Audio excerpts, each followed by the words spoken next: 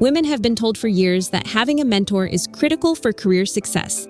And today, many can readily find mentors or be matched with one in a program. But as their careers progress, they often watch, puzzled and frustrated, as their male peers move up the ladder faster and higher. These women work just as hard, perform just as well, and are just as capable and driven as those men. Often more so. They follow their mentor's advice and pursue the same career strategies as men, but to no avail. What's going on? For women to move up the ranks in law firms, mentoring isn't enough. They need sponsoring within the firm, too. Let's take a look at the typical scenario in law firms. Like women lawyers, the men have mentors too, but their mentors are doing more than providing career advice, guidance, and emotional support. And it leaves gaps between the genders' advancement like this. While women are going to business development classes and learning to network with other women, men are being invited to business pitches, client meetings, and golf games with clients and influential businessmen. While women are spending time planning events for the firm's women's initiative, men are being given high-visibility work projects. While men who have yet to bring in any business are being promoted based on presumed potential, women with the same track record are kept in place because they are presumed to be less effective or less committed. Men enjoy these and other advantages because their mentors act as sponsors. That is, they view the men as protégés, prepare them to be future leaders, and vigorously advocate for them to get important promotions, clients, and leadership roles. Research shows that more men than women get promoted, not because of any inherent differences in ability between the sexes, but because far more men enjoy the sponsorship of powerful partners who help propel their careers upward. Most sponsors are also men because sponsors need to have power. And in law firms, the people with power, equity partners, top leaders, and rainmakers are overwhelmingly men. While some of these men sponsor women, most men sponsor other men. The same research shows that when women have senior-level sponsors, they get promoted at the same rate as men. But since twice as many men have sponsors, men continue to rise steadily to the top leadership slots. Women seem unable to crack the equity partner ceiling, even though they have been entering law firms on a par with men for 2 decades. So, why don't more men sponsor women?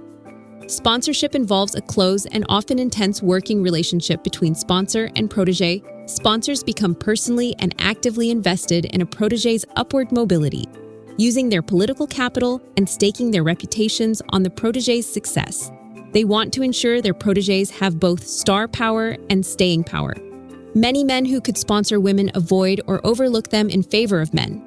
Men favor having male protégés in part because they find it more natural, familiar, and comfortable to advance other men.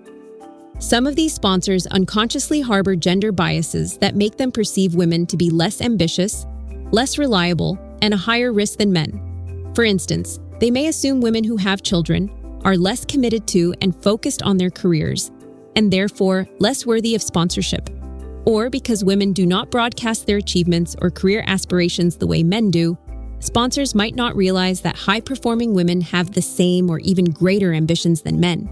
Some think opposite-sex sponsorship is too complicated or risky.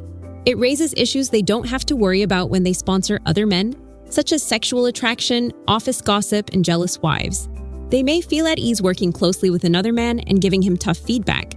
But with women protégés, they have to be on guard about what they say, how they act, and what they do. But such perceptions and worries are not legitimate excuses for giving sponsorship advantages that push men ahead and hold women back. So, what's to be done? In short, it's time to confront these concerns. Men in law firms must confront these concerns and push them aside. Sponsorship can no longer be a boys' club. Men must step up to the plate. As partners and leaders, men have accepted the responsibility to develop, retain, and advance all the best talent. But they are ignoring and losing the female half of that talent pool. When tens of thousands of women enter practice, but it's overwhelmingly men who make it to the top. The deficiency is not in the women, but in the system. Men who cannot make more women leaders are failing their firms and letting down the people they are entrusted to lead. This is not just a matter of equitable treatment for women. It directly impacts the economics and viability of the firm.